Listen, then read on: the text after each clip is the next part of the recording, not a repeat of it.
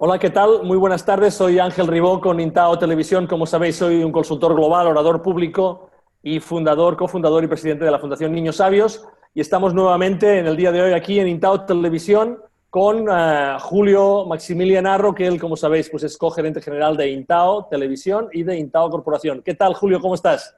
Muy bien, Ángel. ¿Tú qué tal? ¿Cómo estás? Muy bien, gracias. Súper preparado para tener a otra estrella, otro líder de opinión en la región que pues tiene un apasionante bagaje y apasionante experiencia en el mundo de los negocios y de la tecnología, ¿verdad? Así es, así es. Efectivamente, entonces vamos a darle ya la entrada a Gus García. Gus García, bienvenido a Intao Televisión. Bueno, gracias por la invitación. Muy contento y alegre de estar con ustedes el día de hoy, esta tarde que está muy bonito por acá. Fantástico, exacto. Entonces está, de hecho, él, si no me equivoco, está en la zona de Dallas. Compartimos, por tanto, somos casi vecinos con Gus, aproximadamente, y efectivamente, pues muy caluroso todo por allá. Y quería quizá empezar la charla, Gus, preguntándote, viendo tu bagaje, además de estar en Texas, pues has tenido una experiencia internacional dilatada y has estado en muchos lugares, ¿no? Si tú tuvieras, y has estado siempre pues, en el mundo de los negocios, ¿no? ¿Qué dirías tú que tienen en común los diferentes lugares donde tú has estado desarrollando negocios durante tanto tiempo? Bueno, lo primero, en el mundo de los negocios tienes que tener muy claro que existen dos para poder bailar el tango de los negocios. Y en eso siempre existe alguien que quiere vender, alguien que quiere comprar y el establecimiento de una relación en común que sea ganadora para ambos. Eso es esto es una regla sine qua non que la vamos a encontrar en todas partes del mundo. Lo que yo me he encontrado en común en todos estos lados definitivamente son buenas relaciones más que malas relaciones. Siempre hay sinsabores en el mundo de los negocios, pero el 90% de mi experiencia siempre ha sido fantástica.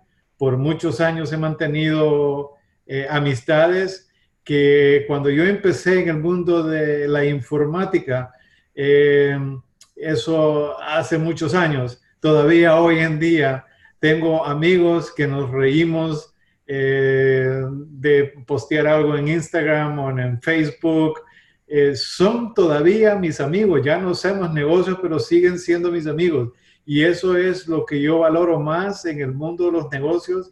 Y así he dejado mucha gente con ese grado de amistad en Europa, en Latinoamérica, en el Medio Oriente, en el Lejano Oriente y algunos países africanos. Así que eso es lo que yo te puedo comentar con referencia a esa pregunta en concreto. Gus, y si para la gente que no te conoce, si quieres contarnos un poco del mundo de los negocios, has hablado algo de informática, pero si quieres contarnos en qué áreas has estado trabajando. Bueno, básicamente yo comencé con informática. Primero que todo, estuve unos años con la Fuerza Aérea como piloto. Pero al mismo tiempo yo creé mi propia compañía en informática. Una vez que la compañía creció, comencé esto a nivel internacional también. Hicimos algunos negocios internacionales, representando compañías mexicanas, españolas, un software mallorquín muy bueno en el mundo de la hospitalidad, sobre todo lo que es all inclusive, que la meca está ahí en esa fabulosa isla de Mallorca, de Palma de Mallorca. Entonces, por ahí empezó todo el mundo de negocios. Luego hice transición a la aviación. Hicimos una compañía que eh, poníamos cámaras especializadas en aviones para tomar fotografías de cultivos, sobre todo de sorgo y maíz, en la parte superior, en el Upper Mississippi Valley en Illinois. Con ello, a través de un proceso de informático, le decíamos a los granjeros qué parte de su cultivo necesitaba un poquito más de atención. Con esto garantizábamos un 15% de mejoría en el yield o en la producción de ese año en particular con referencia al año anterior que no se había hecho. Y bueno, ahí estuvimos con eso un buen tiempo. Y por último, un poco de mis últimos años ha sido en otra área que me ha gustado, me ha fascinado mucho, que es tratamiento de agua para tomar, ya sea residencial o comercial, que creo, y me toca mucho el tema social, que me encanta bastante, y creo que ese es uno de los aspectos que al mundo de hoy le interesa mucho. Ese tema de la salud, el tema de conseguir agua que sea más allá de potable, que sea un agua muy pero de buena calidad y que nos hidrate como nosotros nos gustaría. En síntesis, esos han sido los mercados que me ha tocado trabajar, desarrollar pues prácticamente en todas partes del mundo. Estás hablando de hecho de utilizaciones muy diversas de la tecnología para conseguir determinados beneficios para al final tus clientes. Si tú tuvieras que decir en este momento que estás trabajando en un sector pues con algo tan importante como es el agua, ¿no? El agua, que es un bien que todos necesitamos, tanto residencialmente como comercialmente, como tú decías. ¿Cuál dirías que es el papel que juega la tecnología exactamente en esta parte de tu vida, en este negocio? Bueno, el agua hoy en día se está volviendo cada día más escasa y la poca que tenemos está muy contaminada por todos los aspectos que pues prácticamente todos conocemos, ¿no? Pero sobre todo es que los desechos de las fábricas pesadas terminan de una manera u otra en los vertederos de agua. Y al final esos vertederos de agua se acumulan y terminan yendo a las casas, a los negocios. Y si no tenemos el cuidado, lo vamos a empezar a ingestar. Aquí en Estados Unidos, el caso de Flint o Jefferson, Mississippi, son muy conocidos. Y estamos en el país más desarrollado, técnicamente hablando, en estos aspectos. Y ya podemos imaginarnos lo que existe en los países que están en vía de desarrollo, que todavía es más complejo. Entonces, al final, las aristas que miramos en esto son muy interesantes, porque a futuro es importantísimo que nuestros hijos crezcan con esa agua de calidad, porque pienso que eso es uno de los ingredientes de salud que son totalmente indispensables. No podemos cocinar si no tenemos, no podemos cocinar saludablemente si no tenemos agua de calidad. En nosotros el cuerpo está en una gran mayoría compuesto de agua. Por lo tanto, hablar de agua es hablar de salud, pero también está el componente social, que en muchas partes del mundo no lo tienen o está en peores condiciones de las que nosotros miramos acá, y que ya de por sí acá está contaminada, aunque en menor escala. Y además de eso existen innumerables organizaciones que son veedores de los proveedores de agua. Pero cuando salimos de Estados Unidos, eso no es el caso. Los veedores en todo esto no están tan bien relacionados con la población, y el aspecto de auditores no se maneja muy bien.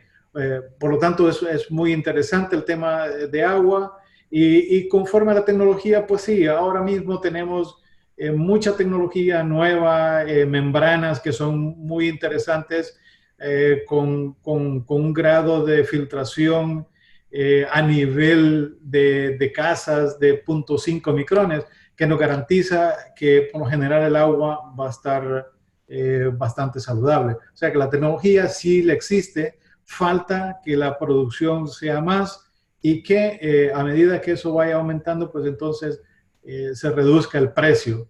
Pero ya estamos llegando ahí.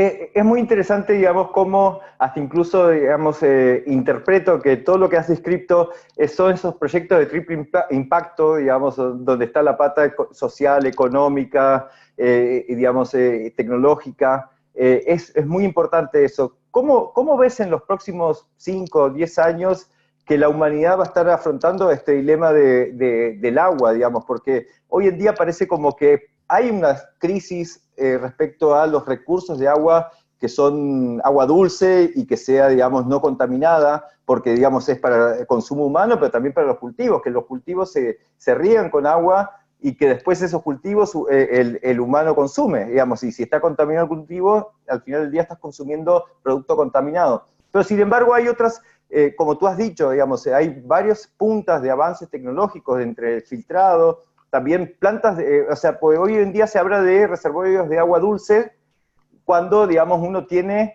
el agua salada de los mares que parece que no se puede tocar, sin embargo hay plantas de desalinización que consumen energía. Entonces, de aquí a los próximos 10, 20 años, ¿cómo tú crees que se va a ir moviendo todos estos factores, variables, en términos de, hablando en este caso de agua, digamos, agua como recurso vital para la vida? Bueno, yo pienso que nosotros como seres humanos todavía somos una raza en evolución. Yo pienso que si miramos para atrás y decimos, bueno, hace 10.000 años, ¿cómo éramos nosotros como seres humanos? ¿Cuál es el desarrollo que hemos tenido? Yo pienso que está en efervescencia el tema de cómo nosotros vamos a interactuar con nosotros mismos, pero también con la naturaleza que nos rodea. Pienso que dentro de esa evolución del ser humano y del cerebro humano, para decir algo que en algún momento dijo Stephen Hawking, es que nosotros en los próximos 150 años tenemos que aprender a sobrevivir para llegar a una etapa de felicidad. Y esa etapa de felicidad la miraba en una forma globalizada. Yo pienso que el tema de agua se va a volver un poco más difícil antes de que se vuelva más sencillo el poder digerir lo que nosotros como seres humanos necesitamos. En ese sentido, pienso que la tecnología, primero que todo, existe la urgencia y segundo, ya existe esa precaución y ese grado de entereza con que todo el mundo está hablando y diciendo, hombre, esta es nuestra casa, hablando del planeta. Tenemos que buscar cómo cuidarlo, tenemos que buscar cómo hacer esto mejor. Y ya ese movimiento ya existe. Mi punto es que vamos a aprender a digerir eso mejor y vamos a aprender a hacer las cosas mejores. Yo soy positivista.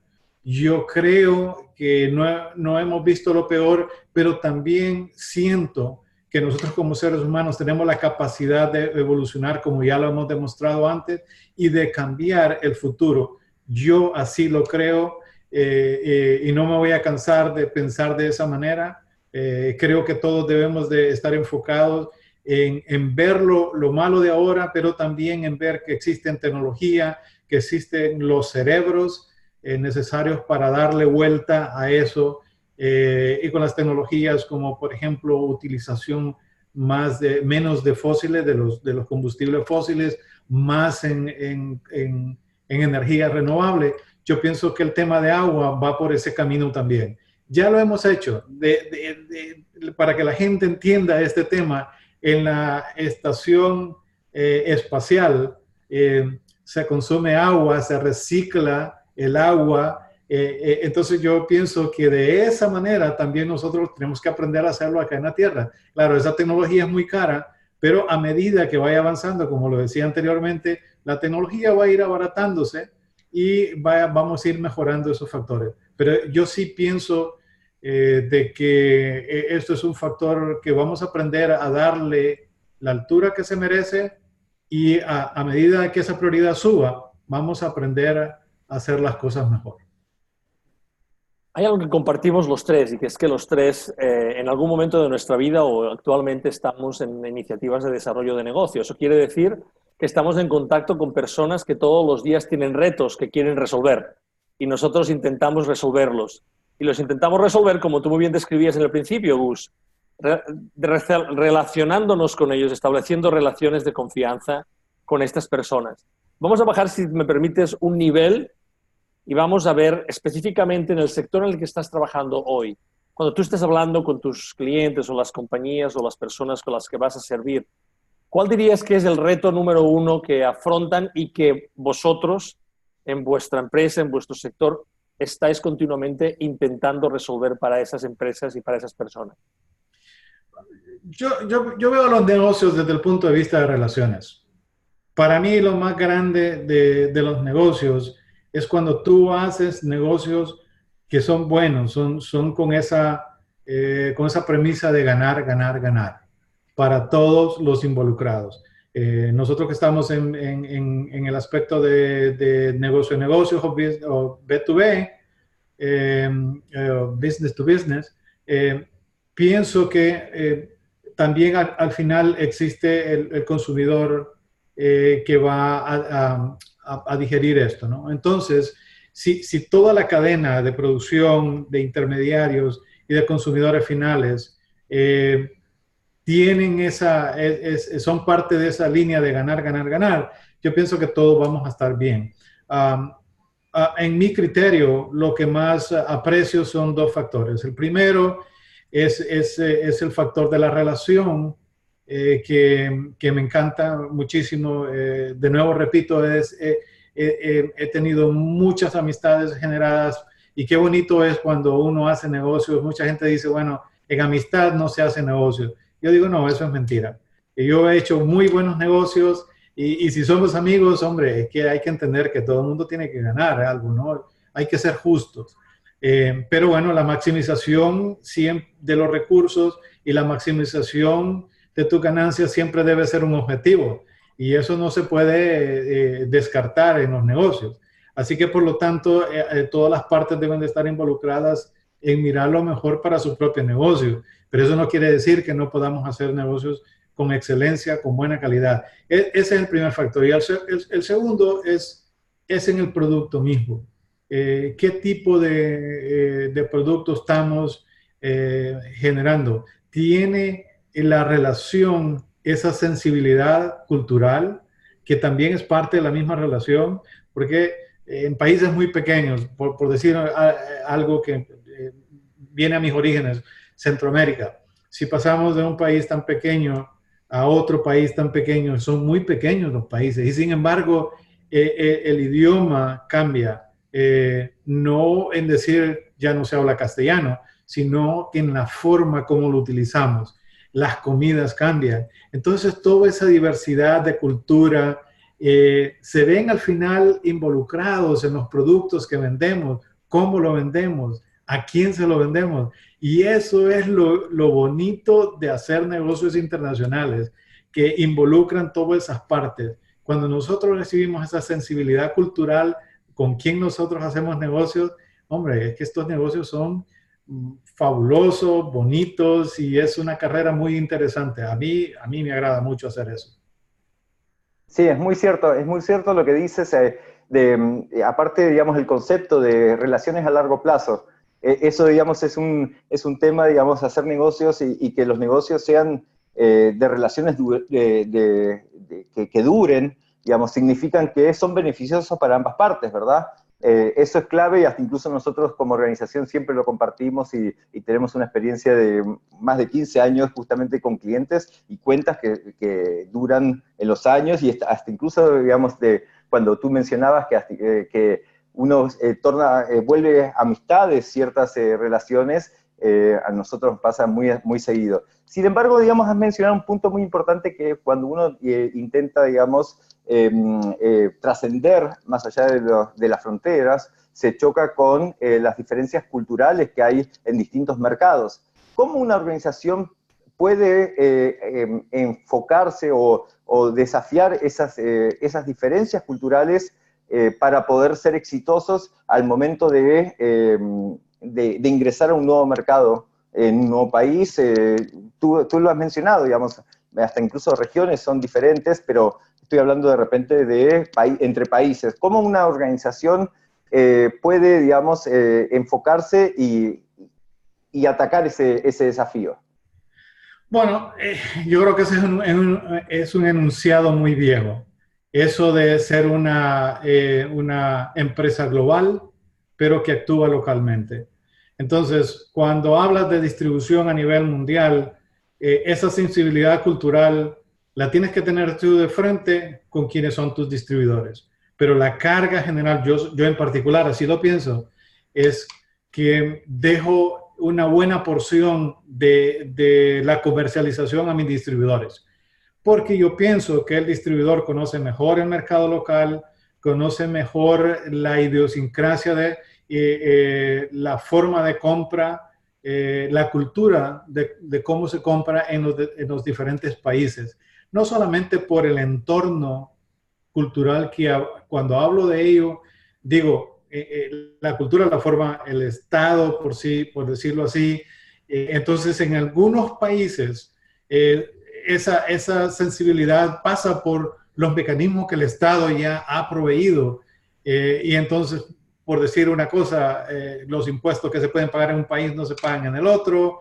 Y entonces un producto que puede ser fácilmente adquirido por la población en general en otro país no se vuelve un producto suntuoso, un producto de lujo. Entonces, en base a eso, para que una compañía pueda tener todo ese tipo de aspectos a mano, creo que es un poco más difícil. Por eso es bueno siempre confiar en los distribuidores, pero eso no quiere decir que uno no vaya a tener el conocimiento, porque hay que tenerlo.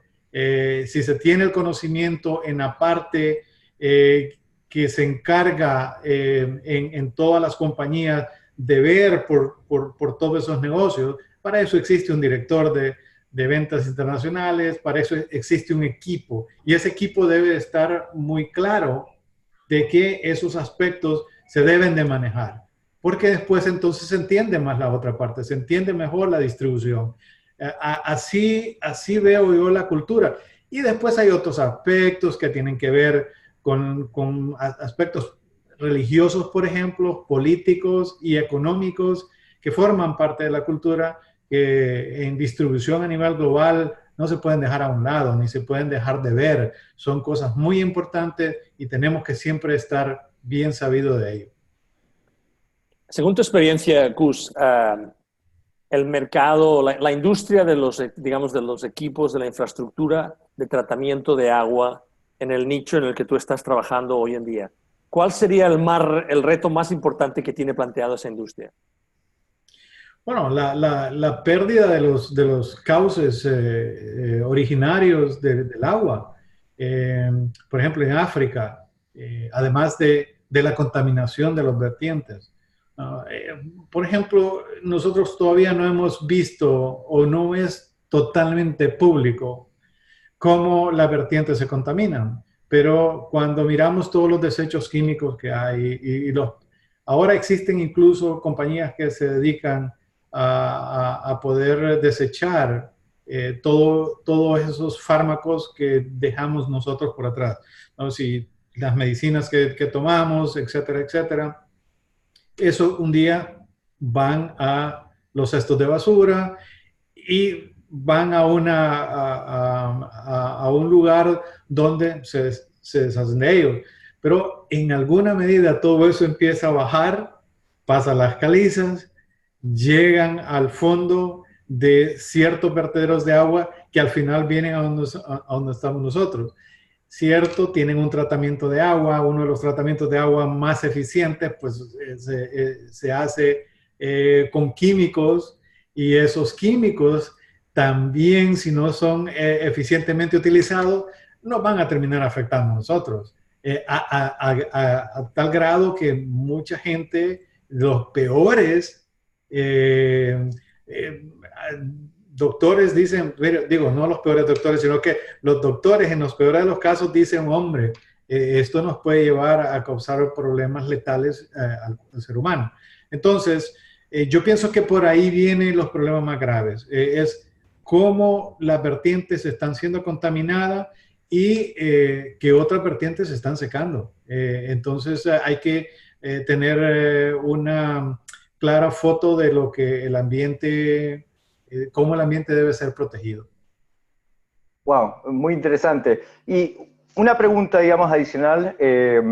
¿Cómo piensas que impacta la industria agroquímica sobre justamente las cauces de agua? Porque los cultivos requieren un montón de agroquímicos y estos después van drenando, digamos. Y no sé si, capaz que pecando por la ignorancia, no sé si de repente hasta incluso toda esta industrialización de los cultivos impacta de repente, por ejemplo, en la crisis de algas que está habiendo en el Golfo de México.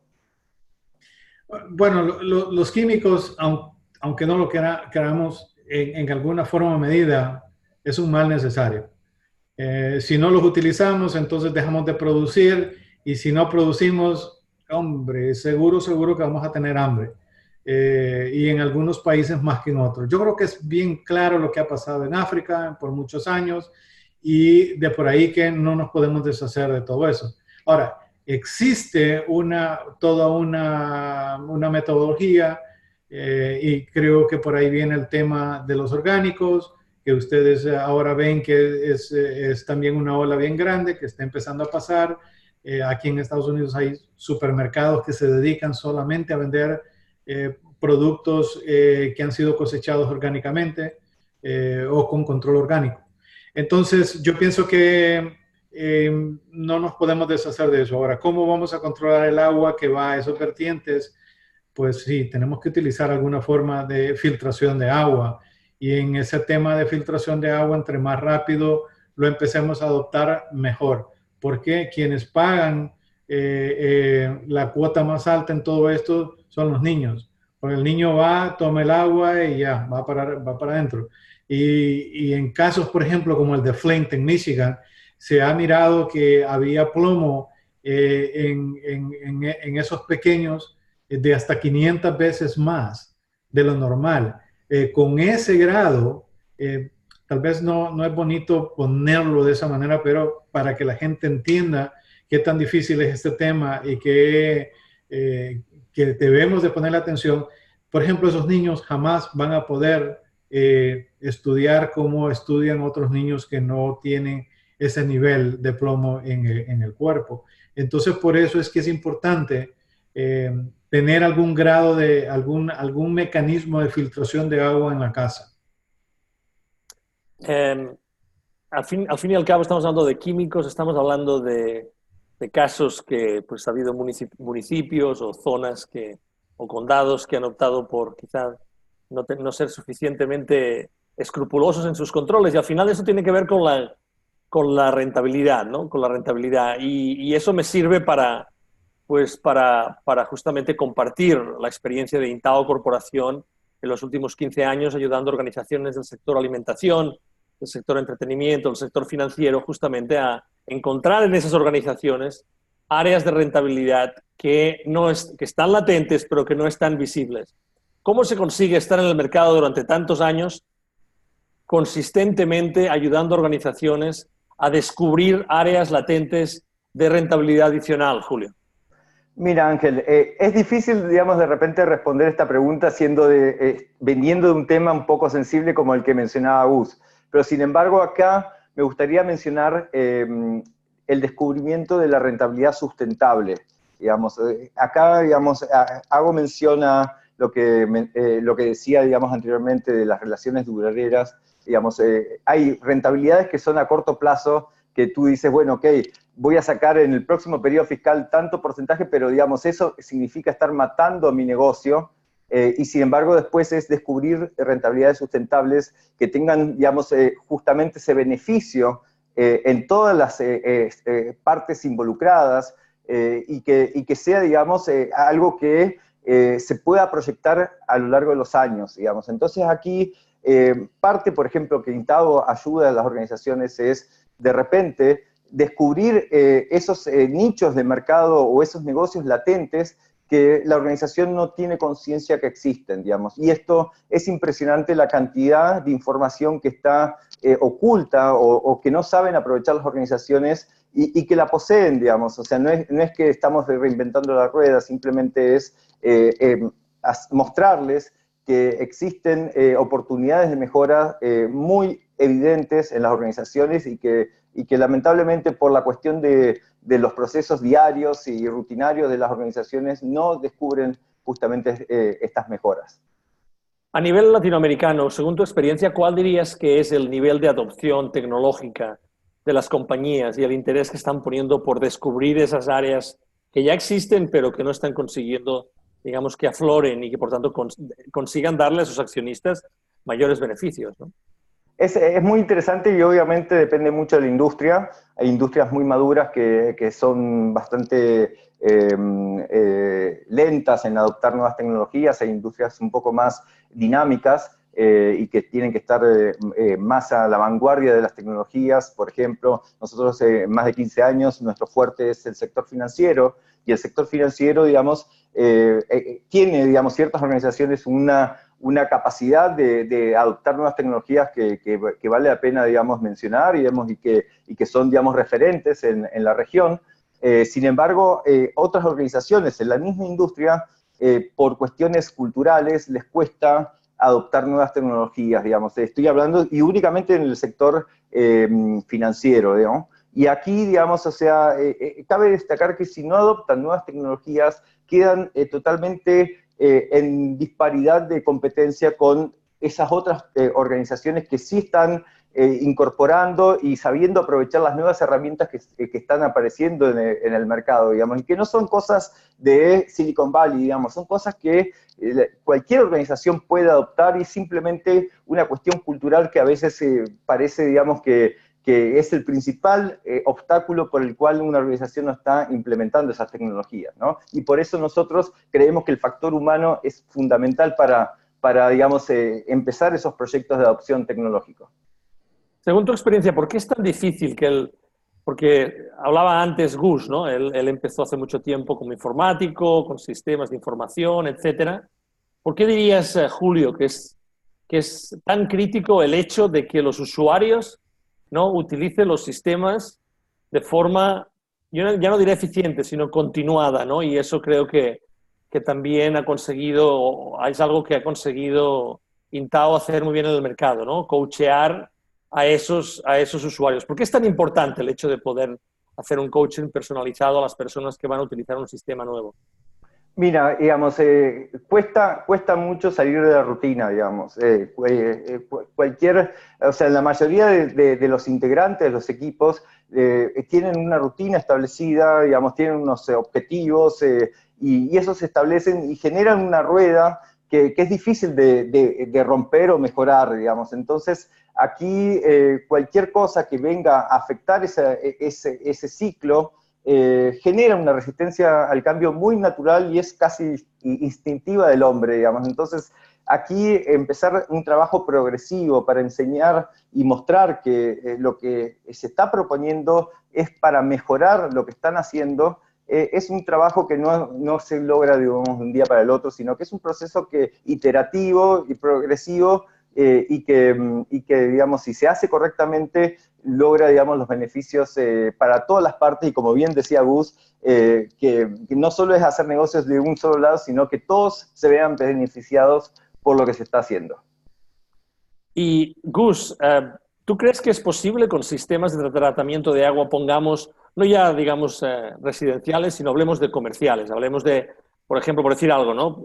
En Estados Unidos pues es muy habitual que haya grandes centros comerciales que se llenan de personas durante los fines de semana.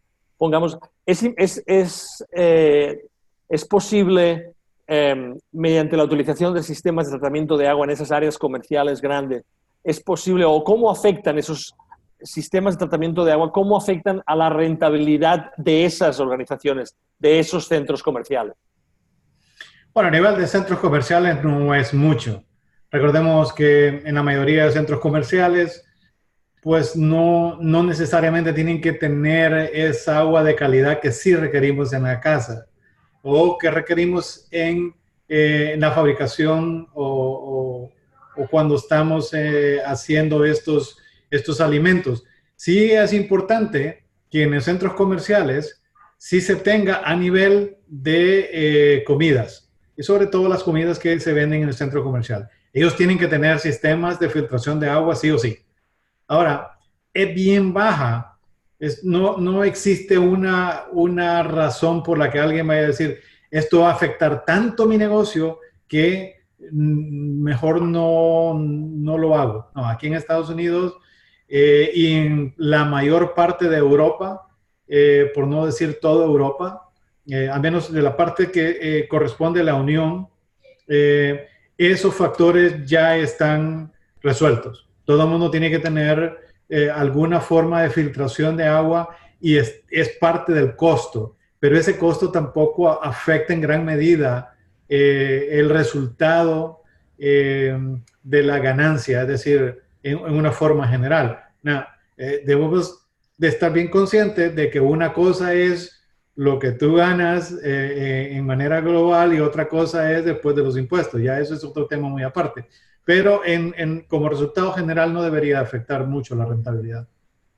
Excelente, Gus. ¿Dónde pudiéramos encontrarte? Las personas que quieran saber más sobre ti, sobre tu fascinante vida y sobre tu carrera profesional y lo que estás haciendo hoy en día, ¿dónde pudiéramos contactar contigo, Gus?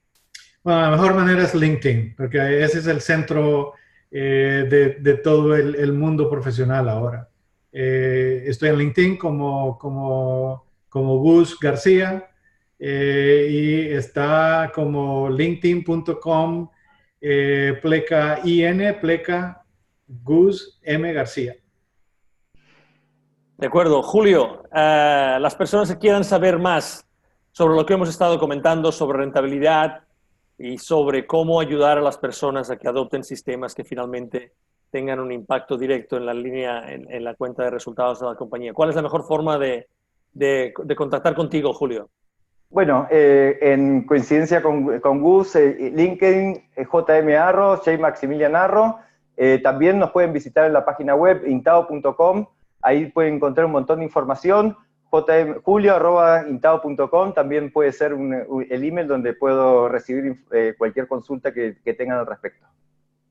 Excelente. Bueno, pues otra vez más, otra conversación apasionante, en este caso sobre un tema que obviamente pues que todos disfrutamos y todos vimos todos los días, que es el tema del agua, y con otra persona que, como habéis visto, pues tiene experiencia mundial en la materia. Entonces, Gus, muchísimas gracias por acompañarnos en el día de hoy. No, a ustedes por haberme invitado y bueno, espero que en el futuro podamos vernos de nuevo. Gracias de nuevo. Gracias, muchas gracias. Y obviamente otra vez, Julio, un placer compartir la presentación y la conducción de esta entrevista contigo. Ha sido un placer, Ángel. Y a todas las personas que nos están viendo, pues muchas gracias, un placer. Esperamos que hayáis pues disfrutado de esta entrevista tanto como nosotros. Ha sido el tema realmente apasionante. Os agradecemos que estéis el día de hoy visualizándola. Perdón, os mandamos un abrazo a todos vosotros y os emplazamos a nuestra próxima entrevista, que será muy pronto. Un abrazo a todos y hasta pronto. Chao.